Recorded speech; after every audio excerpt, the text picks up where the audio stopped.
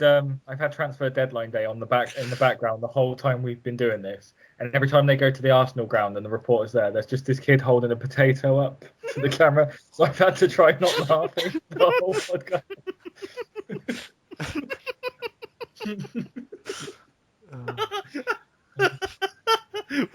Why?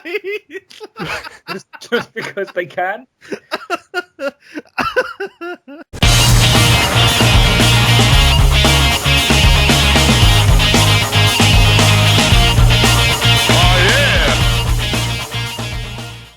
What's up, people? Welcome to the GSC Podcast. I'm one of your hosts, Louchy, joined by Johnny. Good evening. And Jamie C. Good evening. Hello. How are you guys? You doing good? Doing very well. Yeah, it feels like forever. It hasn't been forever, but it feels like it. Yeah. It's been a long week. Yeah, it's been a very long week. The less said about that enormously long week, the better, I think. Yeah, you've been busy. People might notice that there's no Janny again this week. That's because Janny has a new job, a nice big boy job that takes up a lot of time, and he wasn't able to make it for the recording because he's just moved into a new place. Bless him. He gets all his new interwebs later on and stuff, so he's... Yeah, so after this week, there's going to be no problem, but it just should be scheduling issues and stuff. No more Syria jokes anymore as well. Fingers crossed, right? Well, yeah. We'll start as we always do with what we've been playing / doing this week. And Johnny, you can go first, my man. What have you been up to this week? I've been playing a little bit of the Killzone Mercenaries beta for the beta. Wait, that's out? Yeah, for PS Plus subscribers. I think it finishes tomorrow, the 3rd. All right, this is the most pertinent question. How long ago did you guys tell me this was out and I've forgotten already? I did tell you. I mentioned it I think like a week ago or something. I said to you. God's sake, man. How is it? Yeah, it's very good. The obviously the first thing you'll notice are the graphics, and I think this might be Uncharted in graphics. Really? Yeah, actually seeing it, like obviously it looks different on videos, but seeing it on the OLED screen, very nice. Looks very good. Gameplay's fine. It takes about half an hour to an hour to get used to the little sticks, but after that you're popping off headshots, and it's not such a big deal. Yeah, exactly. Does it feel like a proper FPS? Because that was my problem with Resistance Retribution, right? It was fun, and I played it online quite a bit as well, and I enjoyed that, but it didn't feel like a proper a proper FPS experience. It felt really tooled down. So MMO, we can tell what you've been playing this week already. We'll get to that. Yeah, what was I going to say? It is Killzone. Like, if you play Killzone on the PS3, it's Killzone. It's slightly smaller scale. Obviously, you have less people. I think it's 4-on-4, isn't it? Yeah. And the maps are quite small as well, but it works. It's a smaller screen, so it'd be a bit weird if there's a lot of people around. But I'd suggest you download it before the podcast. After the podcast finishes, and give it a quick go. Definitely, I'm going to try it out, man. One last thing then. How long do the matches last? Because it's the Warzone type match. They only have one available, and I think it's called Warzone, where the objective keeps on changing. Okay. You would assume that Deathmatch and Team Deathmatch are going to be available at launch, though, right? Yeah, exactly, and they'll be a bit quicker because they aren't short games, like 20 to 30 minutes. Yeah, that's what I was thinking. So you'd need, say, if I was just to connect at a 3G hotspot or something, like when I'm commuting to and fro, I'd want to maybe just play Deathmatch, like short 5-6 minute bursts or whatever, or short games. Because there has been times when I couldn't finish the match because, I had to do something else, so I had to sort of close, and I felt bad for the teammates, but still in the beta, it doesn't really matter. But it seems pretty good. Like, there's complete unlocks, and you rank up just like in COD. So yeah, how intrusive is the touchscreen stuff? Because that was my one problem with the trailers, right? Everything else looked really good, and then he flicked his thumb up the screen to do a knife attack, and I was like, "What?" They're not too bad. Like, to change gun, you have to tap a little button on the side of the screen, like that's just next to the square. So that's not too bad. You get used to that really easily. Most of the time, it's fine. I've not figured out how to do a knife kill yet, but I have been knife killed, and you have to swipe the screen. I think you can sort of try and counteract them. Oh, so you can swipe to block the knife as well? I think, yeah. A sort of came up as he was slicing me, so I think you can sort of swipe, and if you do it first, maybe you stop it or something. But yeah, no, it doesn't seem overly, intrusive at the moment. You can still, when you're playing the actual core game, you don't have to sort of deal much with the touchscreen. You can just sort of use, the analog sticks and shoot. And yeah, no, it seems good. Awesome, man. Yeah, I've enjoyed that. That's been fun. Cool. Did you get up to anything else? Playing a bit of Guild Wars 2. Back on the old Guild Wars, man. Yeah, just living up the Guardian. I did buy Final Fantasy A Realm Reborn as well for the PC. But I'll have my say on that in a bit. Carry on. Yeah, so that came on Sunday, and I've made a very pretty character, and that's about it. I've not had a chance. It's been constant errors and no servers, and even when everything goes smoothly and I can get to pick a server list, I can't join your server because they've pretty much got restrictions on all the servers now where you can't create new characters. Yep. Like they've reached their limit. So it doesn't seem. I think I'll be able. Well, on the little launcher, there's a link saying that they're upgrading the servers or whatever, adding more capacity on the 4th of September. So I'm gonna have to wait a little bit and maybe retry it then. But it's a bit frustrating. What I want to know is why are we still having this problem? Right? I don't know. Because every MMO launch, this happens, and it's always the same excuse. It's more popular than we thought it was going to be. Well, then how about the next time you do this? Imagine that it's going to be the most popular MMO in the world and rent temporary servers just for the launch week. I don't know how it works. I don't know if it works like that. But they had over 1 million people who applied for the beta. They knew that this was going to be big, and they've launched the MMO before, like FF11. I'm sure that was really big when it first came out. So yeah, I don't know. I don't know what's going on really. They need to fix it quick because it's looking really bad for them. I started getting really bad withdrawal, right? Because I couldn't log in. So I went online to search through forums and stuff to see what people were saying. And a lot of people were saying, well, I've made it in and now I'm just not going to log out because otherwise I won't be able to get back in. So yeah, that's it. I think the worlds are full because people are just leaving their characters logged in. Yeah, I think that is right. So I'm just hoping, fingers crossed, that after they do their world upgrade or whatever, they allow people to migrate to new servers. That'd be awesome. Yeah, at which point I'd probably migrate to a smaller server, I think. A less populated server, yeah. Definitely. Or just they need to have an inactivity logout sort of thing. Like if you're not doing anything, if you're standing still for 5 minutes, kick you out. Because that's not going to... 5 minutes is a bit harsh, man, because if I'm just going to get, if I'm going to the toilet, you're one of them, or aren't just, you? going to get food, then I'm obviously not going to log out for that. But okay, maybe if it's an hour... half an hour. But yeah, they need to do something anyway. They need to fix something because it's not working in its current state. But so hopefully I'll be able to say more about it next week. But at the moment, no. All right, and that's pretty much it. Yeah. All right, sweet dude. Jamie, what have you been up to this week, bro? I think I've had quite a busy week. Quite an interesting week, to be honest. Yeah, I've you might have caught some of my tweets, but so this week's been about the Wonderful 101 and Killer is Dead. One of those I'm incredibly excited about. The other one I'm kind of excited about because I've seen a bit of it, but I wanted to know how it played out. So go for it, man. Yeah, so the last week's podcast, it was just the Wonderful 101 would have just been coming in the post. You guys came round. You had a little go on it, right? Yes, we did. I had a lot of fun, actually. I really enjoyed that. It's a good game for the Wii U. I don't see it. It serves its purpose there, and maybe that's a good limit for it. It's not going to be a mass sort of, I feel like that game will be kind of lost on people that don't have an understanding of the whole Japanese Sentai team thing. If you hadn't seen, at least grown up with Power Rangers, but to a bigger extent Battle of the Planets and stuff, which I know isn't called that elsewhere, but that is what that game is an homage to, just that entire scene with the whole the way they dress and stuff and the way they transform. I thought it was awesome for that, to be honest. Yeah, and in terms of the overall appeal to begin with, then I did some research and didn't write it down, but I think in the opening week it only sold 4,000 copies in Japan. That's very disappointing. 4,000 copies in Japan. Yeah, that's worrying. Wow, that's worrying. I think. So the game itself, then, you kind of know what you're going to get. It's crazy Japanese fun. There's stuff that's a bit tongue-in-cheek, stuff that's a bit risky. But yeah, the characters are strong. I really enjoyed playing as them, and as the story developed, you could see it getting more and more intense, and you started to relate to them more. So that was good.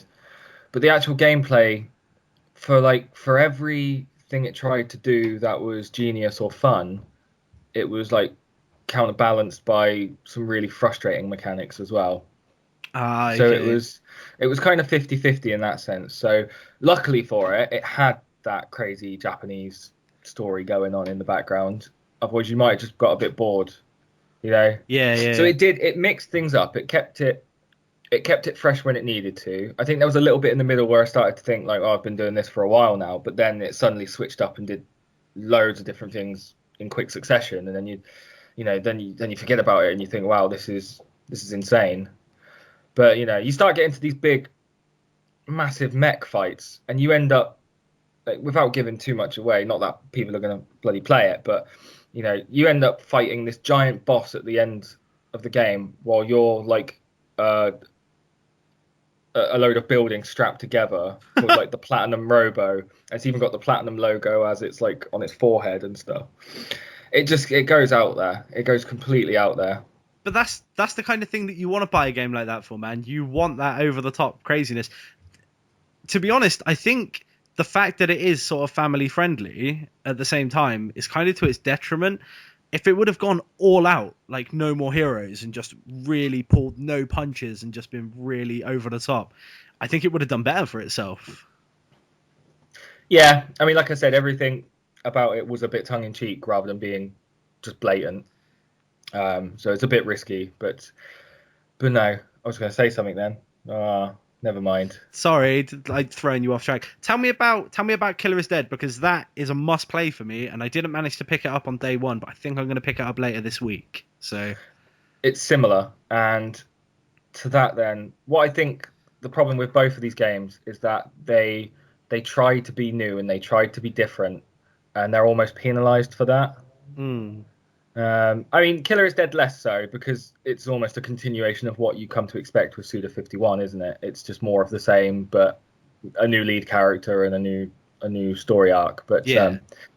A lot of the issues with Killer is Dead in the reviews seem to surround the side missions, where you are effectively just whoring yourself out and trying to buy these women presents, and you have to sneak a look at their bits without them looking. That's the idea of the game, though, right? You're a gigolo hitman. If there weren't no gigolo missions, why would you be a gigolo hitman?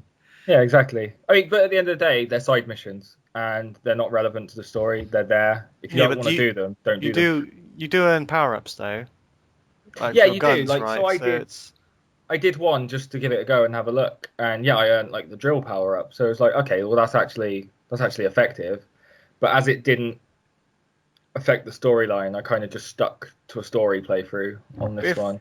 But if you like collecting upgrades and stuff, you would want to do that. But yeah, I don't know. It seems kind of poor taste, but yeah. Anyway, arguing taste in a game where you're a gigolo hitman is kind of in poor taste itself. That game knows what it is. Like, I don't think it was apologizing or anything like that. And when it just seems unnecessary, don't you think? Well, maybe it's not unnecessary. No, that's like saying any violence in a game is unnecessary. Like everything's relevant within its own limits. They're not doing anything different to the films you go see or the other games you play. You look at games like Call of Duty, and you're literally in a box map, and you're going around and you're capturing a flag from each other. Like, adults don't do that. That's something 5-year-olds do in the park. Like, so what? But then people still play that, and they've got no issue with that. You're still killing people. You're still going around doing something doesn't serve a major purpose. I don't know. No, I totally get what you're saying. The thing is, with stuff like that, it's okay to go over the top and completely out there, as long as like you're not apologizing for it. If that's what you set out to do and you've made it, fair play. Like, if you'd have half-assed it in and not like fully got behind it, and it was just there but it didn't need to be there, then there's a complaint that you could make. But if it's been made from the start with that in mind, and it's an integral part of the game, like as you said, you do that to get power-ups, right? And I'd assume it's other side characters in the game that you're doing this with, right? They're not exclusive to these side missions. To be honest, the only other time they really pop up is when they're phoning you. and you'll be in the middle of a mission, and then your phone will go off, and then in Gears of War style, you like slow down and you can't do anything. You're just walking with your hand to your head, and you have to listen to them saying, "Oh, I miss you. Where are you?" But okay, so no. arguably, could they have been removed completely, and the game would have not suffered for it? For me, yes. But then the thing is, I look at this game and I just see a campaign that holds a story. Admittedly, it's not the strongest of stories, but I bought it because I know what Suda51 is going to deliver. You know. Yeah. I didn't buy Lollipop Chainsaw because it had a girl in a cheerleader outfit on the front of it. That's what you bought it for. I bought it because when I was younger and Killer 7 came out, I just went, "Who is this guy? This is insane." I would have bought Lollipop Chainsaw not just because of the amazingly sexy main character, but because I knew that Suda51 would not have portrayed her the way you would have expected her to be portrayed, and that worked out perfectly because she was never really slutty or anything like that throughout the game. She was just kind of ditzy, which kind of portrayed the sort of outfit and lifestyle that she lived, man, which I thought was really cool. But here's the thing, like Suda51, you see a cheerleader on the front cover, and you're just like, "Oh, it's a cheerleader in a game." Oh, hang on, that's a guy's head hanging off of her waist. What's this about? Exactly. 5 minutes into the game, he's been bitten by a zombie, so she chops his head off to save him. And then he's your sidekick throughout the story. Like, who else is going to come up with that stuff? It's batshit, and that's why I love him. Like, so long as he just keeps making these batshit games. No More Heroes is a prime example. An anime otaku and pro wrestling fan orders a lightsaber off eBay and becomes the top assassin in the world. Who the fuck, man? Like, who thinks these things up? Suda does, and that's why we love him.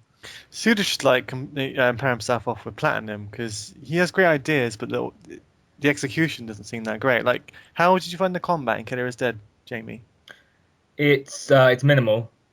Yeah, that's I think it's about knowing your timing. That's what it comes down to. But then you don't have a lot of options with the actual combat. So it's about knowing when to strike, hitting your counters, but then you essentially just have one button to do that with anyway. Does that expand? So it's weak in that sense. No. I mean, you upgrade your sword, so like later on, if you hold down the button, it does something a little bit different, but it's still centered around the square button on the PlayStation pad. I mean, Lollipop Chainsaw was similar, right? It started off really bland, that combat, but by the end of the game, once you'd unlocked all the combos, it was actually really fun, and it felt like maybe you should have had that from the start, and then people wouldn't have had such a sore reaction to the combat inside, maybe? Tiny amount of combos to unlock. Probably 5 combos to unlock in this game compared to Lollipop's 30 odd. But yeah, but no, it's fun. It's just shy of 6 hours if you do the campaign. But there are some screen tear issues and the story doesn't always add up. Maybe I would take those issues away from it, but I still really enjoyed playing it. The first world, for God's sake, is an Alice in Wonderland ripoff where you go up to the room to fight Alice. She turns upside down into a spider and a giant worm head comes out of her vagina. There you go. Wow. So buy the game. Oh, I cannot wait to play it. I'm not going to lie. I'm well excited to try it, man. Oh, did you get up to anything else this week? No, I'm going to leave it at that. Sweet. Then I'm going to start talking about London. London is an interesting place, guys. Very interesting place. What do you guys think of London? Nice, busy. It's Sorry, cool. I'm going completely off on a tangent here, right? I fucking hate London. London fucking sucks. Depends where you go. What's wrong with that place? I mean, we were like on Oxford Street shopping when I was there the other day, but people in London do not give a fuck, man. Yeah, they're definitely a bit meaner, a bit rough around the edges. So the amount of people that just like barge into you when you're walking along. I almost got hit by like 7 cars, man. Like just randomly weren't going to stop. They would have just. Were you walking on the road, Ben? No, it was on the path, man. This is at like crosswalks and stuff like that. Cars just did not give a fuck. I went to KFC in London, right? Yeah. I got approached by 7 tramps at my table. I was sat there and 7 tramps came up, one after another, asking for money / food. Are you serious? Yeah. 7 tramps, one after another, about 2 minutes apart. You sat outside? No, I was sat inside, upstairs. What? I couldn't believe it, man. What the fuck? Oh, London, man, you need to sort out your tramp situation. That's never happened to me. Insane. The first one was lucky. Like, we were done with our food at that point, so the first one come up, and he mumbled something in Trampish. I don't know what their language is. And then he sort of motioned to his mouth like he was eating something. And I was like, oh, you want food? That's fine, mate. Like, we still got some chicken left. Gave him what was left, because I was going to give it to a tramp outside anyway. And he must have, like, the other tramps around must have seen it and just been like, fuck it, we're getting some of that. And they all just came up one by one. It was insane. Madness. I'll tell you what else happened there, right? Sorry, I'm going to get off the tramp situation. I feel bad for homeless, but they should sort their lives. I'm just thinking about how you're having a go at them and then you feed them. Like a pet. I'm a kind bastard. There you go. Right? Come on, what's the other thing? Come on. I went to Forbidden Planet for the first time. What's that? Right. Have you been there before, Jay? No. Okay, so No. I heard a lot Pizza about. Planet. No. It's like a comic shop, but they also sell like gaming and like geek culture merchandise and stuff like that.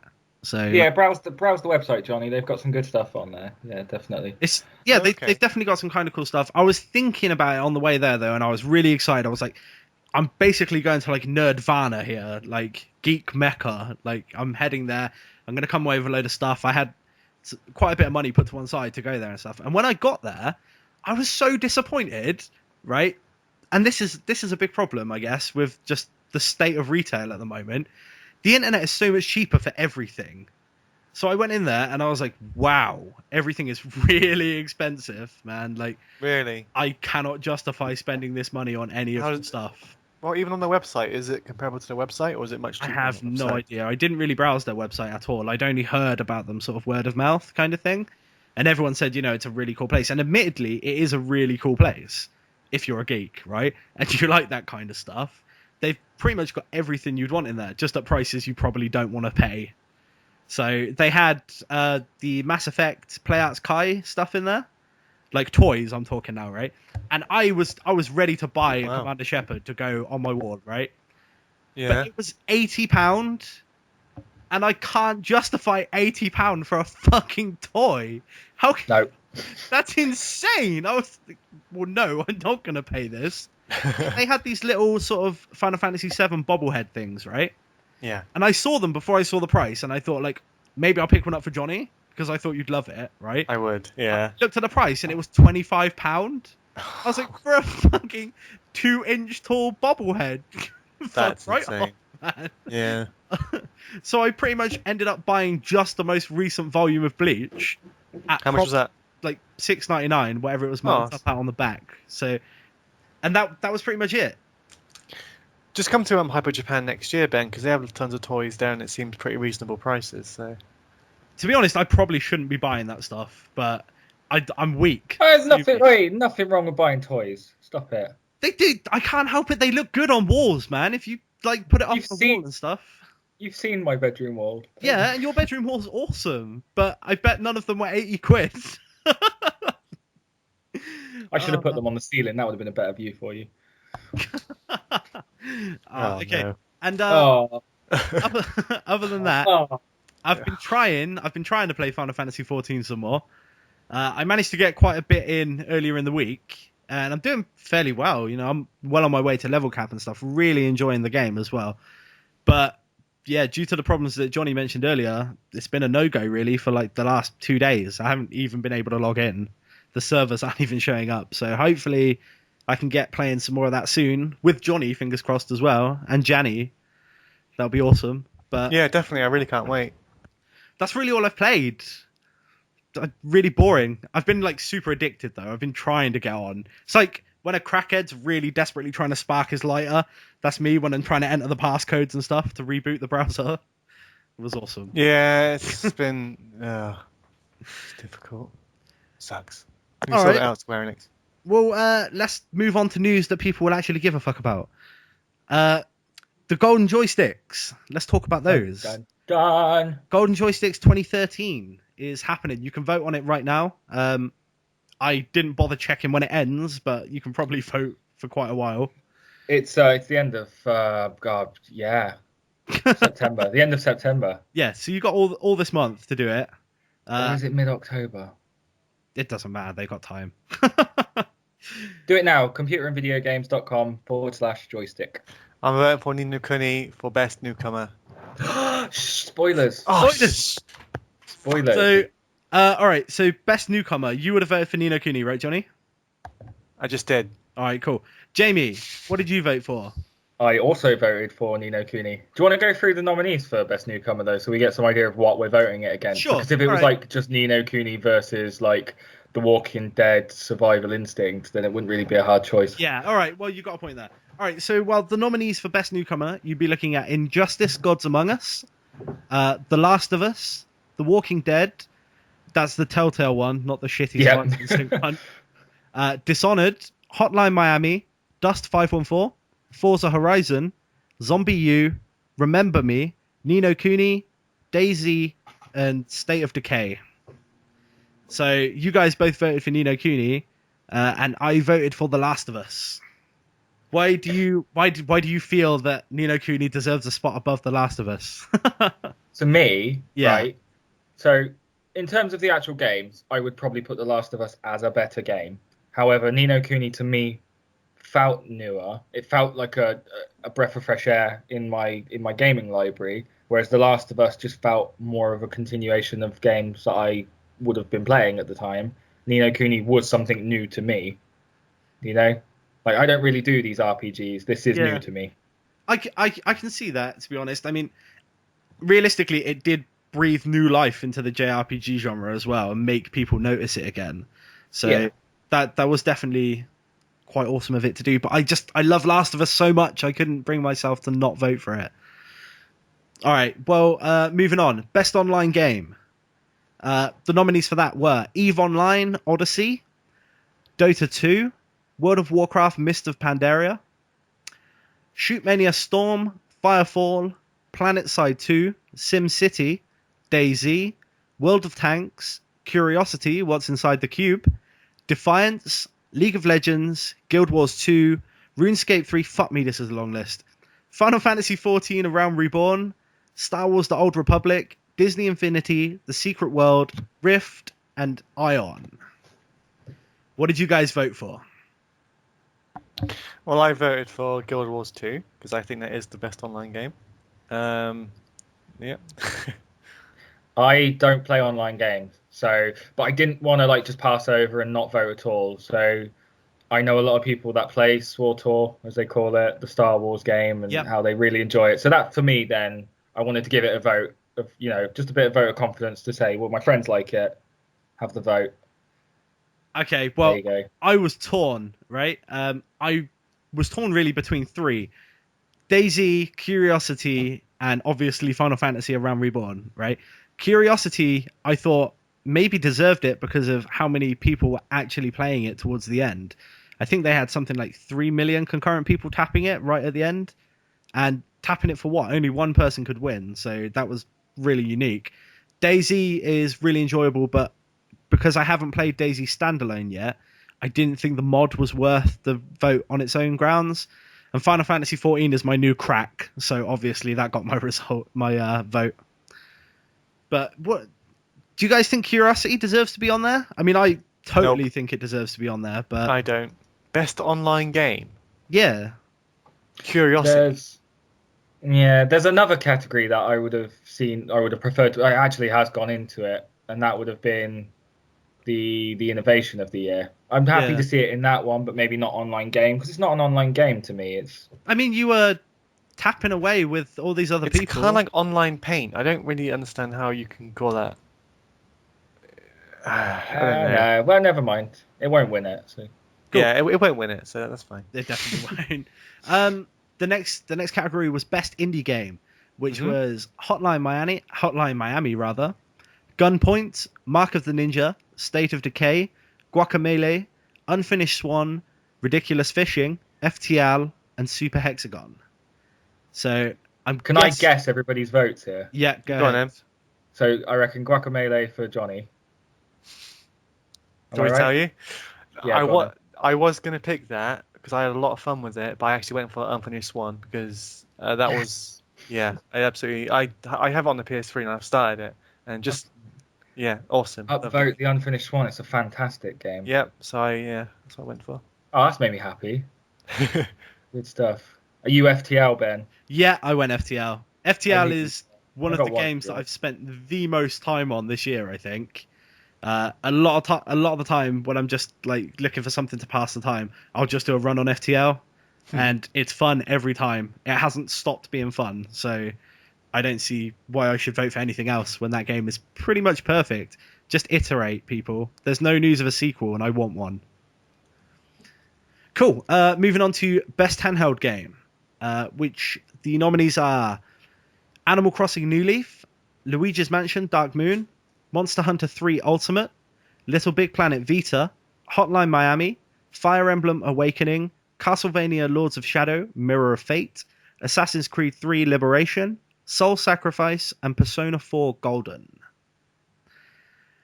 What did you guys vote for? I voted for, which is undoubtedly the best handheld game ever, Little Big Planet Vita. Sweet. Jamie, I'm guessing you obviously went for Animal Crossing. Of course I did. And I was torn. did. I was torn between Fire Emblem Awakening and Persona 4, but I ended up going Persona 4. Wow, because- did you? Really? I would have thought Fire Emblem. Yeah, too, you really enjoyed Fire Emblem. Yeah. The hours you've put into that one. They're both fantastic, and my game time on both of them is roughly about 60 hours, but I think Persona 4 has more charm than Fire Emblem Awakening. So that's why I got my vote. Okay, best storytelling.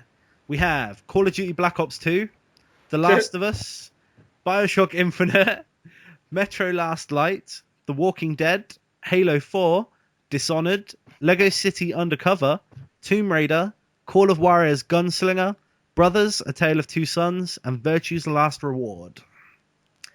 What did you guys go for there? This is obvious, isn't it? The Last of Us. I went for BioShock Infinite. Yeah, I went for BioShock. Because, like, Wow. ultimately, I don't see BioShock being I don't see it being the best game this year. So that kind of ruins one of my next nomination bits. But, for BioShock, what was so great about it was the story. Yep. Last of Us had story and playability. Last of Us smoothed out across all of it. As But a sto- BioShock was just, that's what it had. Yep. Last of Us is like the complete package. As a game, it's much better than BioShock Infinite in my eyes. But BioShock Infinite has one of the best game stories I've ever played. So, hands down. I'd still say this. Well, because Team Last of Us, I played because I wanted to see what happened to those two characters, and because it was an awesome game. But fair enough. I'm not trying to make light of Last of Us' story. It is fantastic. Yeah. I just personally found BioShock Infinite's more engaging, I guess. Fair enough. I haven't completed For me- BioShock yet, so. So BioShock Infinite was great in spite of the sky lift things, the sky rails, and it was great in spite of the difficulty spikes and the challenge fighting enemies when it was, But no, it was good. The story was good in both of them. I don't see any other stories on there that come close. I mean, Dishonored, maybe. Surprised to see Lego City Undercover there. That's a fantastic story. I wouldn't know, but I know that you're a big fan of it, man. So if it deserves to be on the list, it deserves to be on the list, man. It's Going a up comedy with some film. Titans, isn't it? So Yeah, I mean, it's nice to see a little nod to it because it's a game that had a lot of hard work put into it, and it looks stunning. It's good. cool. Let's move on to best multiplayer. We have F1 2012. Seems like a bit of an old game to be on there, but oh well. Battlefield 3 Endgame, Payday 2, FIFA 13, Pro Evolution Soccer 2013, Black Ops 2, Nintendo Land, Halo 4, Borderlands 2, Sonic and Sega All-Stars Racing Transformed, StarCraft 2 Heart of the Swarm, and Company of Heroes 2. Now this one's interesting because they've got quite a broad mix, so I kind of want to know what Johnny went for here, actually. I went for Borderlands 2. I want to brofist you, but we're on different sides of the town. Great game. Great multiplayer. What did you go for, Jamie? I'm a bit stuck with this one because I think, whereas I prefer the PES series as a football game, the online has always suffered, and I think FIFA 13, some are still, apart from Rainbow Six, probably some of my best times online. So I think the FIFA series, FIFA Online is great. FIFA 13 for me. Fantastic. Nice. Is an interesting one then. Oh, I told you I went for Borderlands 2. Same as Oh, you. sorry. Oh, awesome. Yeah, cool. Best mobile game. We have XCOM Enemy Mobile. Unknown. Mobile. Mobile game. Mobile gaming. Mobile game. XCOM Luminum. Enemy Unknown. Ridiculous Fishing. Super Hexagon. Deus Ex The Fall. Rayman Jungle Run. Total War Battle Shogun. Joe Danger Touch. Year Walk. And Punch Quest. Now, I haven't played any of these games, but XCOM's fantastic, so that got my vote. Yeah, I voted XCOM because it's good.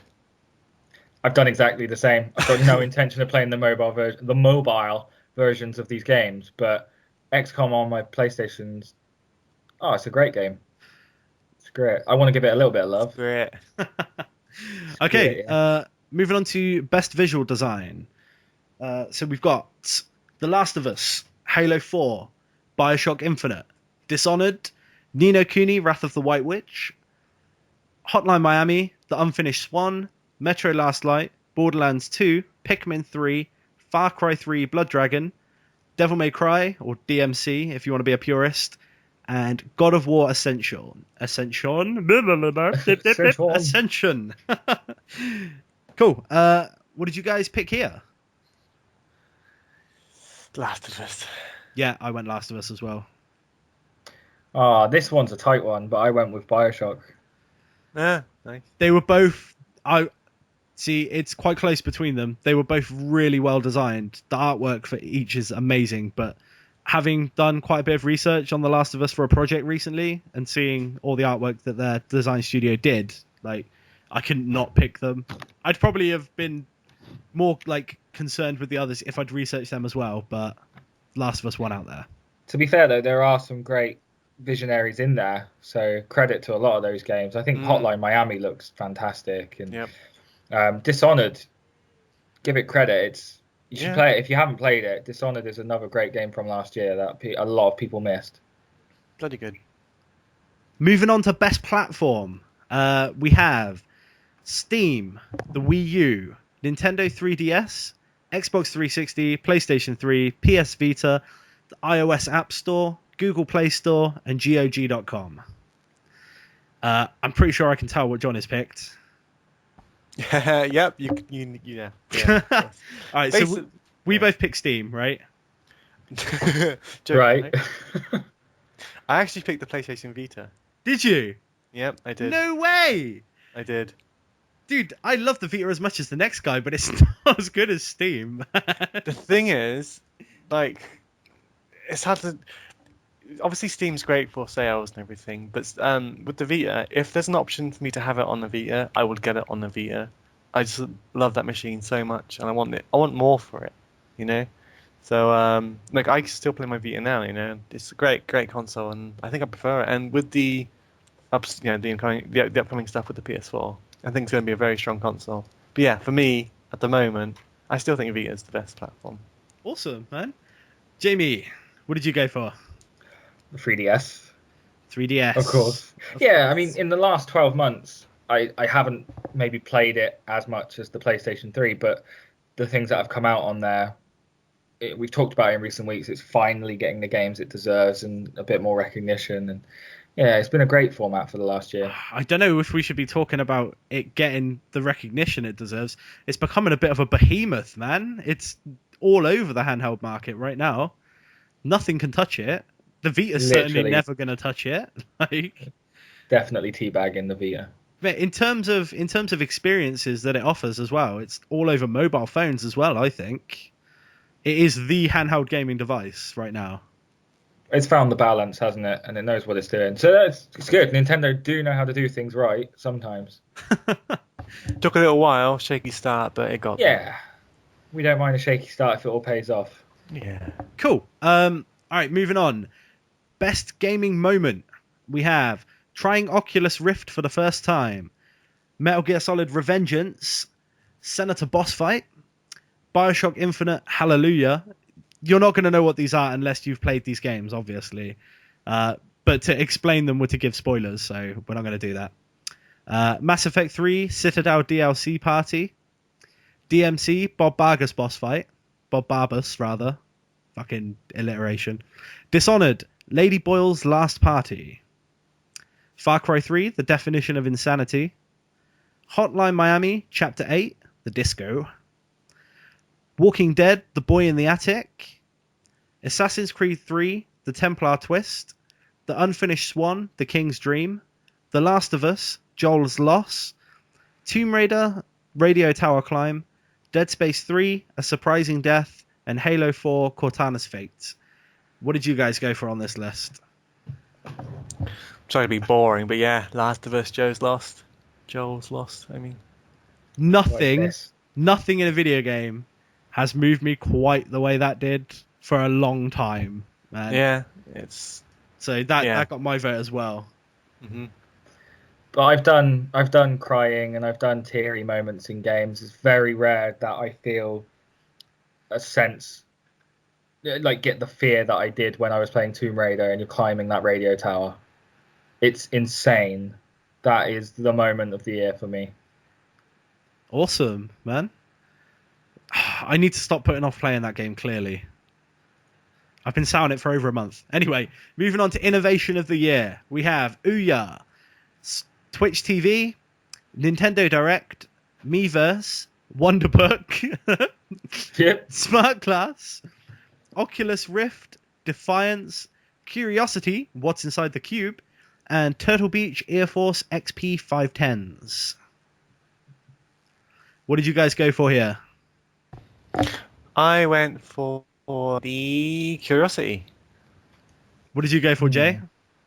If you'd have asked me a few months ago, I would have probably said Miiverse. But knowing what's to come and how happy I am with it right now, I'm looking forward to more to come from Twitch TV. So I've gone with that. Oh, cool. I went for Nintendo Direct. Because I think that it's ingenious and companies should have done it a long time ago. I didn't see the category money-saving scheme of the year, though, so I don't know how that got in there. I think it's nice. I think it's them admittedly saving money, but they're directly interacting with their consumer base, which is cool. It's not just like a blanket press conference or something like that. It's something that they're watching on their DSs or their Wii U's, you know? Like, they're seeing it in their living room, almost like they're part of the conversation, which I think is cool. But that's why that got my vote.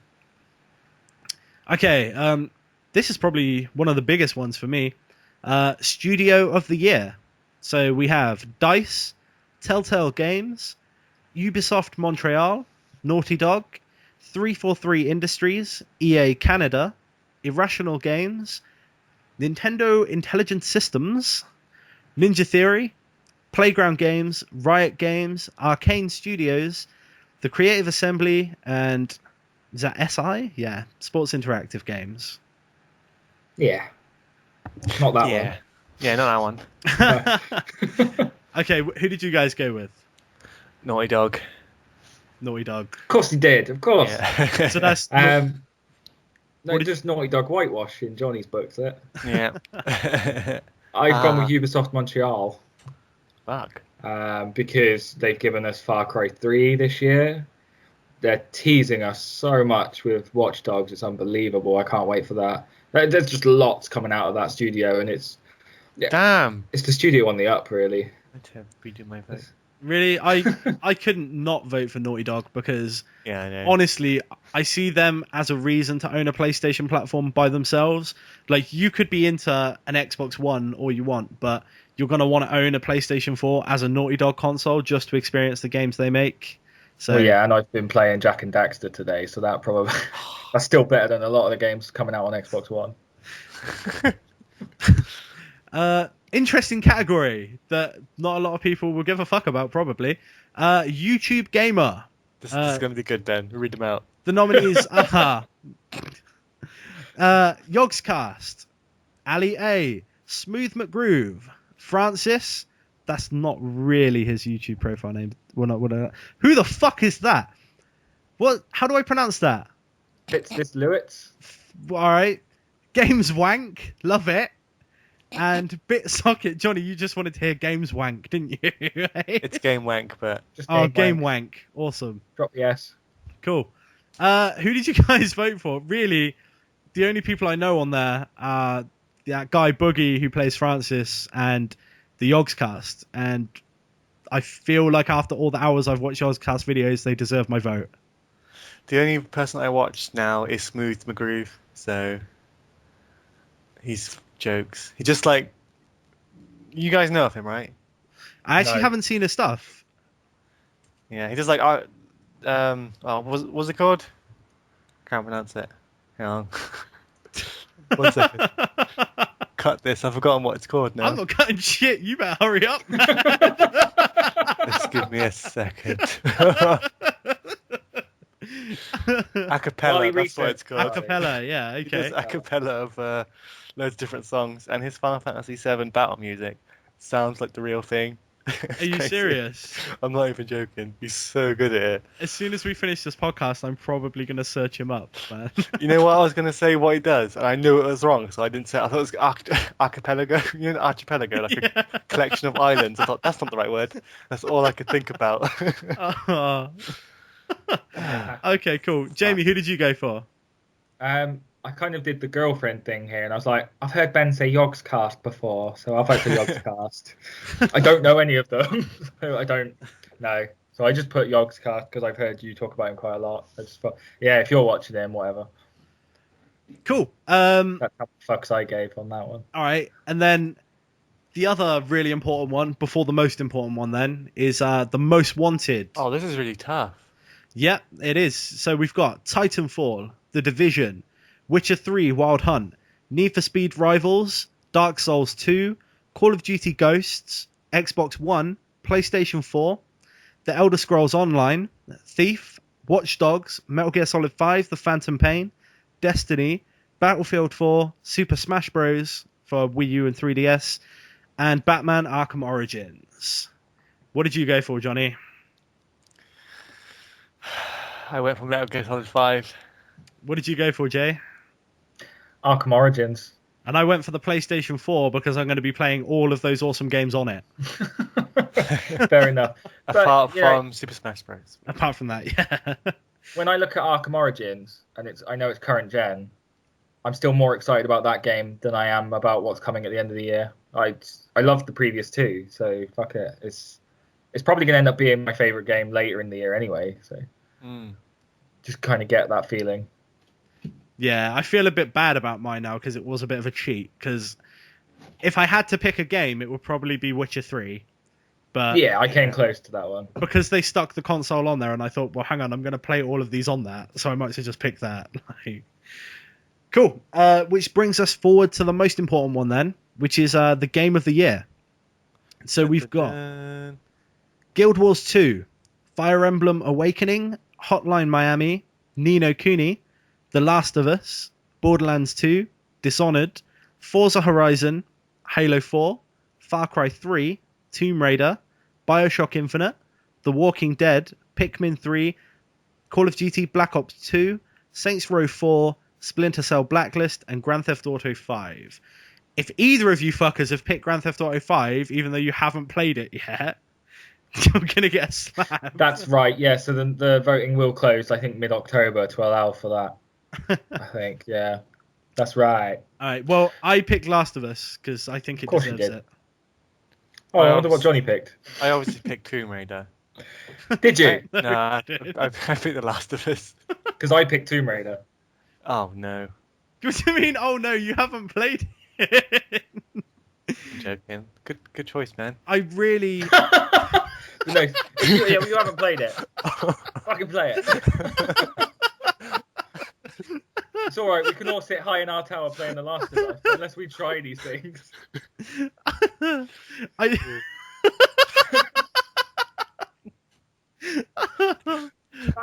feel bad, man. I'm going to get many years where you've got this many good games on it. That's true. There's a few... I mean, I can point out games on here that would deserve Game of the Year in any given year if they weren't competing with each other.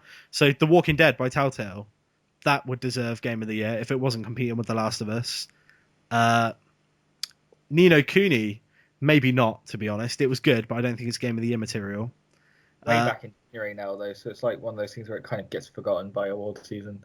That's true. Bioshock Infinite, though, would have been a shoo-in for Game of the Year if it wasn't competing with The Last of Us. Maybe Tomb Raider as well. Like I said, I haven't played it yet, but I feel bad that they all came out against each other, but them's the breaks, and I think The Last of Us is the best of the pack.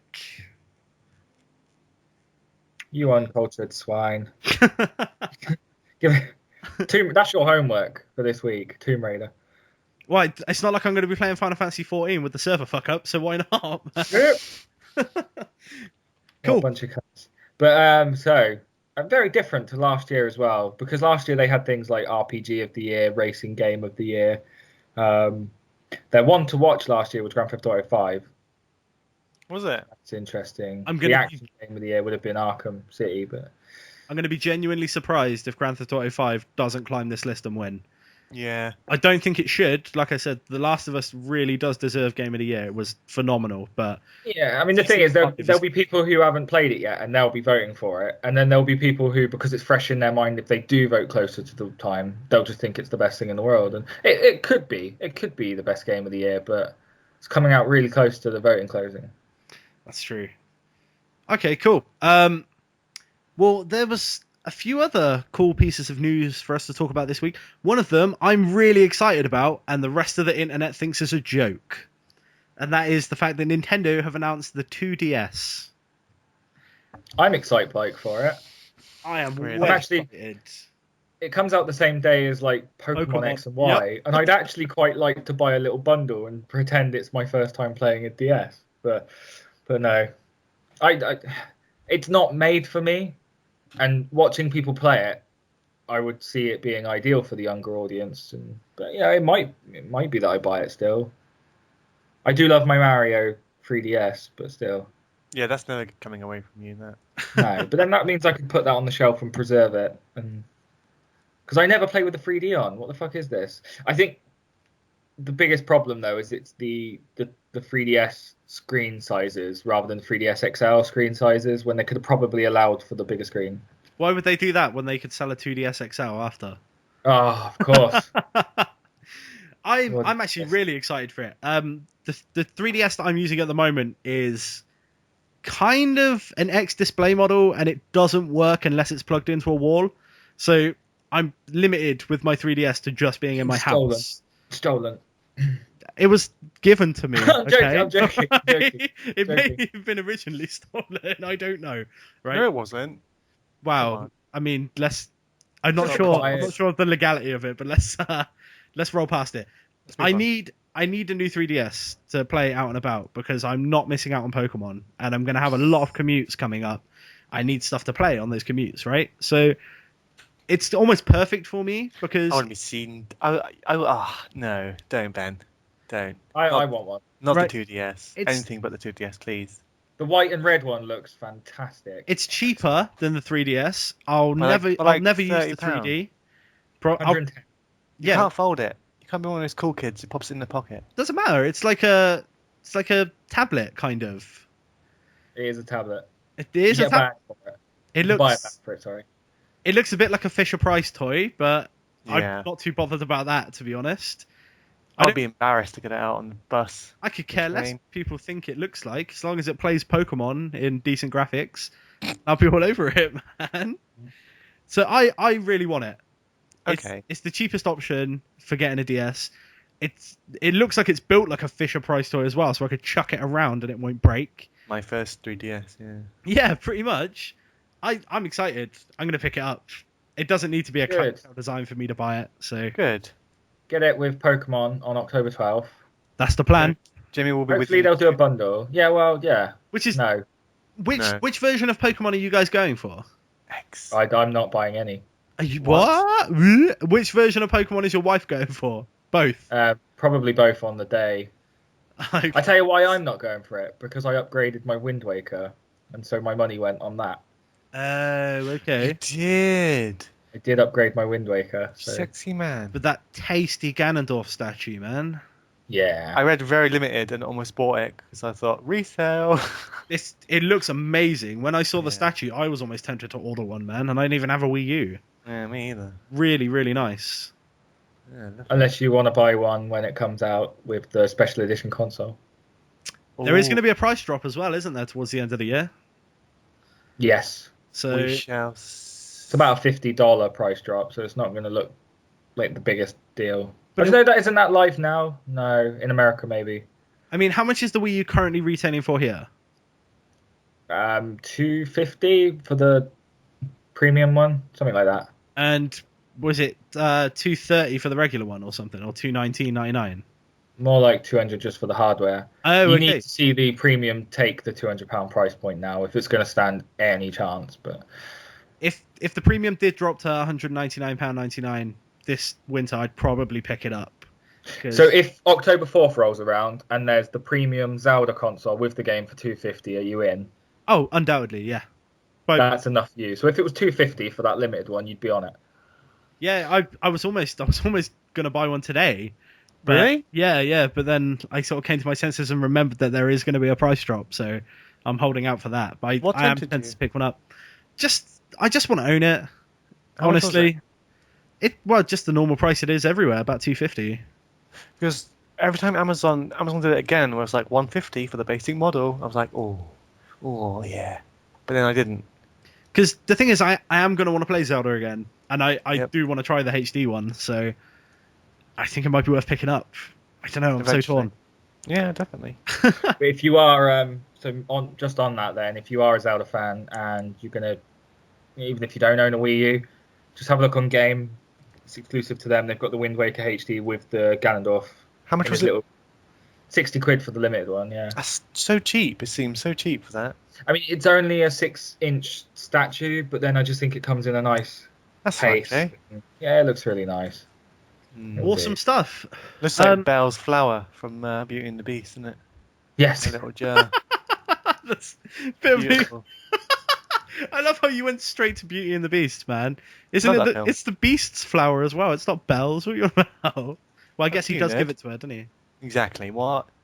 He does give it to her. I see where you went, you dirty old man. Didn't go anywhere.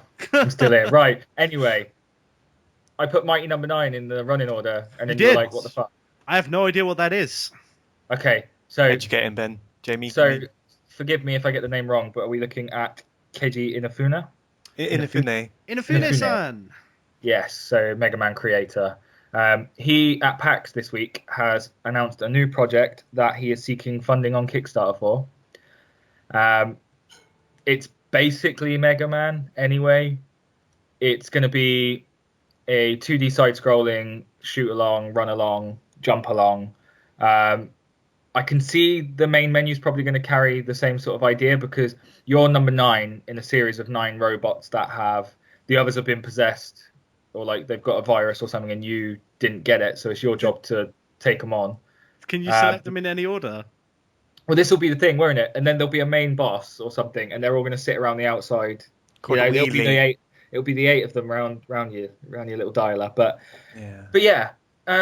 So it's been running for 2 days. This Kickstarter, right? Yeah. He's looking at a goal of $900,000. Yeah. At the time of doing this podcast, he currently has 15,785 backers. Yeah. He's running a total of $921,836. I need to get in there and give him my money quick then, man. Yeah, me So too. there's a selection of things, and you know how Kickstarter works. You'll Yeah. get, if you pledge $5 this, if you do, and so and so. The one that stands out for me then, if you pledge your $20, you'll get the download of the game on PC, or unless they reach a stretch target format of your choice, right? So that's the Okay. one I'm going to be going for. You've got until October 1st to do this, by the way, so there's a bit of time to still pledge, even though he's over. Great, right? $20, that gets you that. There are other ones that lead up to the big one, such as like getting your face in the game and so on. Okay. Just by pledging $5 as well, your name's in the credits. So can you imagine that there's probably going to be about 30,000 backers by the time it's finished, maybe a bit more, and that credit reel has to run every one of those. Excellent. But good. the big one, it's limited to 10 people. If you pledge $10,000 and one person has done this already, you can have dinner with him. You have to pay for dinner.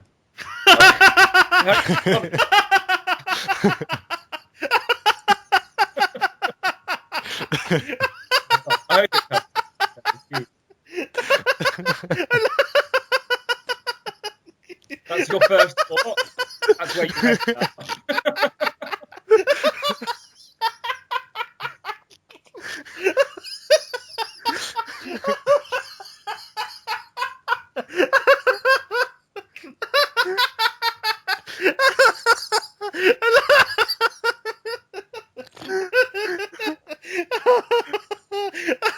Oh God! Please leave that for laugh in there. I love how that's where you go first. Fucking hell, man. Oh, it's good.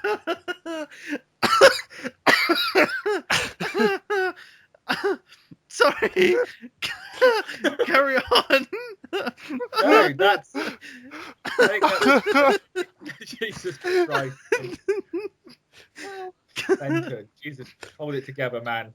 Sorry. Yeah, there are bits in between. So there'll be things like you get to design a challenge room, or you get to design an enemy.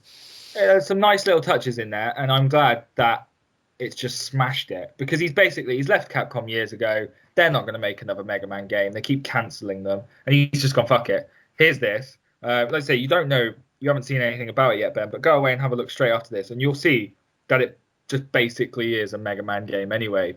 And last week I was talking about the DuckTales HD reboot.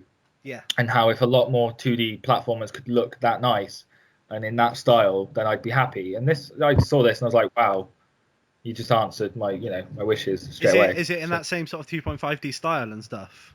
Yeah, it's looking really smart. I need to support it. So the $20 backer reward is the game, yeah? Yeah, and then any previous things that aren't limited, so you would still get your name in the credits as a backer. All right, awesome. I'm going to do that after the podcast, I think. Yeah. Good stuff. Sorry. Right. We've got down that you want to talk about PAX, right? But I'm going to hold I'm guessing you guys and admit right now that I've lived this entire last week in a Final Fantasy 14 blur, right? So I really didn't check PAX at all. I haven't seen anything from PAX. All I've seen is the back of my character's head as I punch stuff and did quests. So, talk to me about PAX, man. Pac-Man. Pax-Man. Well, no, I'm not going to do this if you're not going to do it properly. Johnny, have you seen anything on PAX this week? I'll be honest. That's a no then. No. Sorry. Right. All right. No, fuck this one then. Shall I just tell you what I really enjoyed? I'm not going to tell you about anything else then. Dragon Age Inquisition. Yeah, I saw that. They've been talking Dragon Age Inquisition. Yep. They've been showing off some sexy game footage, right? Mm-hmm. What? Yeah. Yeah, Ben, I've seen this actually. Sorry. Fighting out in these giant sand dunes with a big dragon overhead and stuff. But they're building a lot of this up to be quite similar to Far Cry 3. You'll have like outposts to take over and things like that. So it's a massive, expansive, world out there. That's just been the thing that really stood out for me. Obviously, other than Mighty Number 9 getting this Kickstarter thing running, because that's still trending on Twitter right now, the Mighty Number 9, and that's 2 days later. What? Sorry, I'm looking at Dragon Age Inquisition gameplay. This is fucking sick. I can't believe I missed this. Oh my god. Oh. Look how open world it is. Oh, Ben's gone. Oh, you're doing this right now? Sorry. Let's get back. Oh god, this sword's on fire. I can't. All right, I'll watch the rest of it later. I can't believe that happened. All right, I'm happy. Thank you, Jamie. That's a year from now. That's coming out a year from now, and it could end up being, a great game next year. They said, they put their hands up. They said they know number 2 was far from perfect. They know there's a few things in number 1 that were still bad. So let's get rid of all of that. Let's take all the positives. So basically, just number 1, and then fix it. The combat, I was fine with the combat being more actiony in Dragon Age 2, but you had to have an option to keep it, to play it tactically if you wanted to, especially if you're playing as a mage. That was the positive for number 2 for me, because then it made it more of a game I can play. It appealed to me more because of that. So okay, but cool. Yeah, it did feel a bit linear in its corridor runs, didn't it? They were just repeats of each other constantly. But hey, BioWare know what the good story all was. of those indoor environments were just copy pasted, weren't they? They were just like generic. Literally, just again and again. Which sucked. And since I wasn't paying attention to PAX, I also didn't see any of this Blackgate, Batman Arkham City, Arkham Origins, whatever that game is, gameplay. I saw this as well. Oh Arkham Origins Blackgate, the handheld version of the new Batman game, right? You gonna tell me you've seen anything on that one? Not a sausage. I'm not going to search that either. Get your head out your bum. Get my head out of Square Enix's bum. And that. Yeah, and that one. Johnny, have you seen anything on this one? Yes. Go on then, you tell me your bit, because otherwise it just sounds like I'm the only geek in the room. That's true. So I watched the trailer. Yeah, it's pretty good. Was that 3DS footage or Vita? Because I couldn't tell. 'Cause it looked really nice. That's Vita, yeah. Yeah, I thought so. It looked really nice. If they are, I might actually get this. If it's, they're saying they're building it up as like a Metroid style game sort of thing, and it looks really good. It looks a lot like Arkham Asylum, doesn't it? Obviously, it's still 2D or 2.5D. Bit like the Castlevania game that just came out on the 3DS. There are some 3D bits in there as well. There are some 3D bits. Okay, yeah, but what kind of? So I'm imagining sort of like Shadow Complex, where most of the game was sort of 2D, but then there were sections where you were like on the turret where it went full 3D and stuff. Yeah, that's probably a good way. Like there's a bit where the sniper you see from the sniper's angle, and you have to like sort of like dodge the sniper bullets, like as the camera pulls back in 3D. It seems pretty cool. Yeah, looks very good. What do you think, Jay? No, I'm looking forward to it. I'm just gonna have to pick up a Vita sooner than I really planned, aren't I? I'm still in two minds about that. Are we sure that the Vita version is going to be superior? Because I feel like they've already said the 3DS one is just not as good by far. Oh, but I was quite surprised by that. I thought they would have put in some different elements to the 3DS version and tried to keep it separate, but they've just basically copied the same thing and put it on. But yeah, it's set straight after Origins. So it's going to be a continuation. It'll be nice to play it when I'm done with Origins, especially if if Origins turns out to be the game I want it to be. Yeah. You get your first interaction with Catwoman in this universe, in this game. And there are 3 different endings based on the order of your boss takedown. Oh, cool. Yeah. That's really cool, actually. I mean, it really only affects the last 30, 40 minutes of the game. But yeah, based on who you go for last of the 3, Black Mask, Joker, Penguin, based on whoever you go for last, it'll be a different ending. Is there going to be any crossover on the PlayStation 3/4 and the Vita versions? Because I know Assassin's Creed Liberation had some crossover with Assassin's Creed 3 on the system. So if they announced any plans to do anything like that? No, and I noticed you said about the PS4 slashed in there. They have come out and said it's not going to be released on PlayStation 4. It's not going next gen at all. So. Okay. So they see people that are just waiting to see if it gets announced for the new format, and obviously that's going to be detrimental to their sales at launch. So they've had to come out categorically and just say, this is just this gen. Don't try and wait for it. Fair play. I mean, from all the stuff I've seen, it looks gorgeous, so it's fine just being a current gen title. I'm not disappointed by that or anything. But this is Warner Brothers Montreal, isn't it? So, or something. Am I getting? No. I'm pretty sure. Cool. Well, whilst we're speaking about Batman, then another juicy nugget of information came out in the long week since our last podcast was recorded. Ben Affleck has been announced as the new Batman in Man of Steel 2. Thoughts? Did we? When we were because we were talking about Batman recently, and all I remember is saying I wanted Denzel Washington as Lex Luthor, but did we talk about who we wanted as Batman?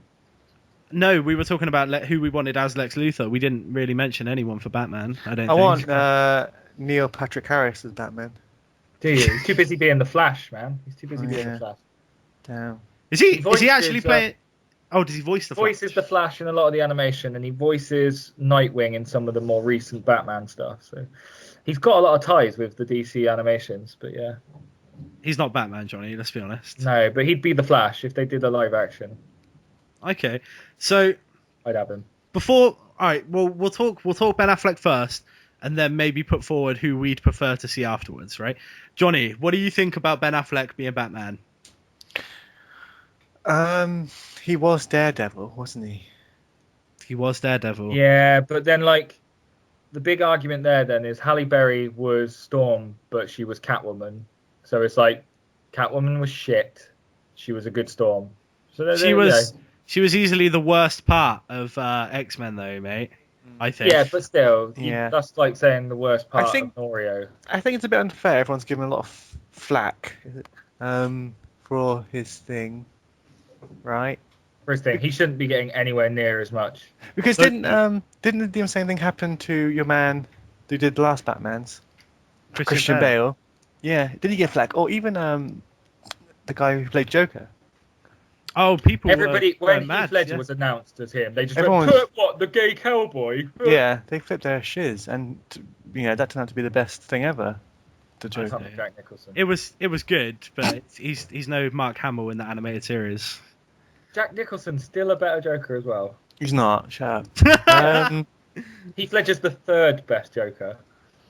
You're the fifth. I am a Joker. Yeah. All right.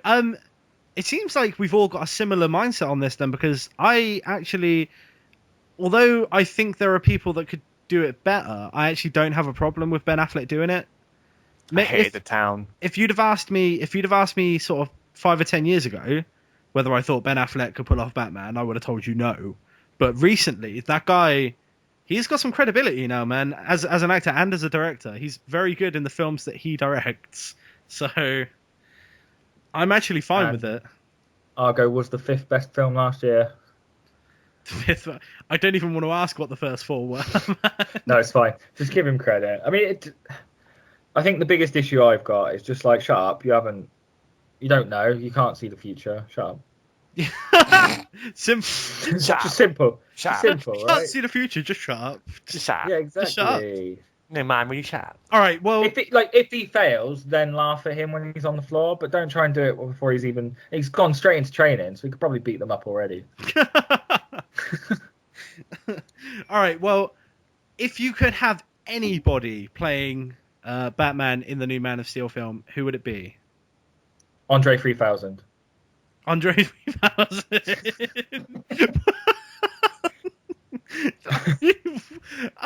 Should I even ask why? Literally the first name that came into mind then. I don't know why. Johnny. Yeah, go on, Johnny. Go on. No, carry on. Yeah, go on. I was going to say, like, it's so hard to know because whoever you pick, people are going to go, oh, no, don't even, what are you on about? Yeah, just like that. I guess so. I mean, it's a very big role to fill, right? People have only just got used to Christian Bale being Batman, but No, you still haven't, yeah? Where's the trigger? I hate him so much. Anybody is a step up from Christian Bale for me. All right, Johnny, who would you like to see then, maybe? Sometimes I close my eyes and I see Johnny Depp as Batman. Oh, God. Could you imagine that? Wouldn't it be funny as hell? I'm here to take you down, Kimasabi. Fuck off, Johnny Depp. It would just be Jack Sparrow as the Batman. Yeah. That's what he does these days. And Well, that's then. what I want. What about Ray Winston? Go on then, give us a Beowulf, Ben. I can't do that guy. I thought, after seeing Dredd, Carl Urban would be a pretty good Batman. He Who's could that do it. man? Huh? Who's that Dr. man? Bones. Dr. Bones from Star Trek, and he was Dredd in the new Dredd movie. Benedict Cumberbatch could be a great Batman. No, No! he's doing Star Wars though. So. Is he what? I love me some. He's I doing love me Star some Wars. Been announced for Star Wars today. Yeah, What do you mean? he's going to be in the Star Wars Star episode Wars. 7. He's already done Yeah. Star Wars. No, he did that other one that the nerds love. Well, same, What did he do? That other film. No, he's already been in. Oh, for fuck's sake, he's been in Star Trek. innit? I can see Benedict Cumberbatch as a Jedi. That would work. He's got the condescending, I'm better than you attitude down, and rightly so. But- He is a intelligent, sexy beast. Ultimately, though, when you're picking an actor to play a role, shouldn't the first question be who's directing? or who's writing and Oh, so on. definitely. Which is why When you know it's Zack Snyder, Yeah, and you I mean, look at what sorry. he could do. Yeah, no, he knows he wants to take a different step with Batman because we just see, apart from nipples on George Clooney, it's always the same thing. And then, nipples on. That's not even the worst bit. The fucking back credit card was the worst bit. Yeah. Or the ice skates. That film is a travesty. Why are Did you you guys see reminding me of it? Did you guys see my tweet a little earlier about like that actually happened? That Superman and Batman versus Alien and Predator. Why isn't that film out yet? What? Superman. What? It was a comic. Superman I've got the Batman and Batman versus Aliens and Predator. No, I've got Batman versus Predator, but I took a picture of it. I didn't believe it was real, but there it was in my hand. There's I'll loads of have a crossover look. stuff like that in That has to be a movie. comic continuity, man. Oh my god. I don't know. Could you do a movie of that though? It would just be like Alien versus Predator kind of movie. Yeah. Batman and Superman. Yeah, see it work. maybe. I don't think it would work. The reason I was moaning earlier is because I had the exact same reaction as Jamie. Everyone was bitching about Ben Affleck, saying, "Oh, well, Daredevil was shit," and I'm just like, "Well, that wasn't Ben Affleck's fault. Like, that was far from Ben Affleck's fault. He was probably the best thing about that film." So, I think give The him a town chance. is awful. Have you guys seen the town? You No. really think it was awful? Yeah, I really did. I thought it was alright, I'm man. like, A lot of people think it's all right, but go watch it again. Go watch it again with my eyes. Yeah. when you see what I see. But no, I'm not going to watch The Town. I heard, is Jeremy Renner in it? Probably. Is that Hawkeye? Yeah. Yeah, that's Hawkeye. That's that Okay. guy. Probably. But no. Give it a chance. Let it breathe. The film's not out for another fucking 18 months anyway. Yeah. What is 18 coming months, out, by the that's way? rapid. I was expecting a good few years, not a year and a half. Don't take long. Make movies. Cash cow, man. Cash cow. Got to milk it It's all done on computers now, isn't it? before Henry Cavill turns into It's Val all, Kilmer. it's all digital these days. It's all digital. But yeah. Give it a go. I think I've spoken enough this week. I think unless you've got anything else to add, we should probably... I think we've had a good run considering there was no Janny, man. We've not been wanting for talking points. So is there anything else you guys wanted to bring up before we leave off? Oh, it's going to be too late by the time this podcast comes out. But I was going to say about the Castle of Illusion coming out this week, and if you got the pre-order bonus in time, Wait, you've got which the one's that original one? version as well. That's the first one, not the one where you get Donald Duck as well. When's just it due out? Sorry. before this podcast comes out. Oh, okay, cool. So it's probably out right now. It's Wednesday. It's actually out now. I've been playing it. It's great. Oh, all right. See what I did there? No, it's Wednesday the 4th. Oh. Uh-huh. Well, you might So, be yeah. lucky, but let's be realistic here. Let's be realistic. You'll get this out in time for the GTA launch. Okay, cool. Well, if that's everything, let's end this. If you want to get in contact with us, you can reach us on Twitter at gsc_games. We also have a Facebook that I know nothing about. So, Jamie, what's the Facebook dealio?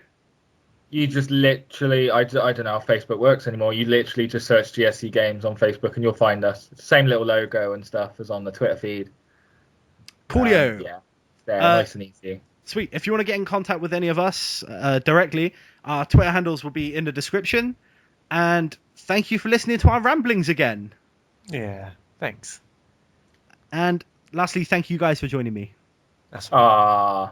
It's always nice. It's lovely. Okay. I'm not going to say goodbyes anymore because you start having a go at me. I never have a go at you. What do you mean? Last week, I tried to say it was a pleasure doing the podcast, and you went, "Oh, I'm not talking to you like that." Fuck off. I love you. You don't even listen. Bye. Go play Tomb Raider.